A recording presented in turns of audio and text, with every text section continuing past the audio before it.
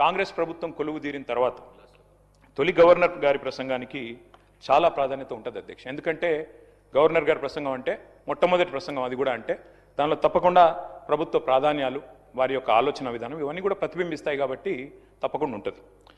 నేను ఒక్క విషయం కోట్ చేస్తా ఉన్నా అధ్యక్ష. గౌరవనీయులు మన రాష్ట్ర గవర్నర్ 15 డిసెంబర్ 2023 నాడు, ఆనాడు ఇదే సభలో తమరి నాయకత్వంలో ఆ రోజు ఆనాటి గవర్నర్ తమిళిసై సౌందరరాజన్ గారు చేసిన ప్రసంగంలో ఒక్క మాట మీకు కోట్ చేసి వినిపిస్తాను అధ్యక్ష. ఆ రోజు గవర్నర్ గారు తొలి ప్రసంగంలో వారు చెప్పింది ఏమంటే, ప్రజా సంక్షేమం కోసం, ఇది గవర్నర్ గారు నేను కోట్ చేస్తున్నాను అధ్యక్ష, 6 గ్యారంటీలు ప్రకటించాం.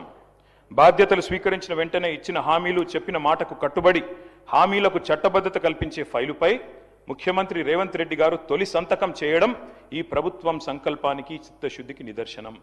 ఇది గవర్నర్ గారు ఆ రోజు 15 డిసెంబర్ 2023 నాడు చెప్పిన మాట అధ్యక్ష. ఇవాళ నేను ప్రభుత్వాన్ని సూటిగా అడుగుతా ఉన్నా అధ్యక్ష, మరి ఏమైంది ఆ సంకల్పం? ఏమైంది ఆ సంతకం? ఎక్కడ పోయింది ఆ చిత్తశుద్ధి?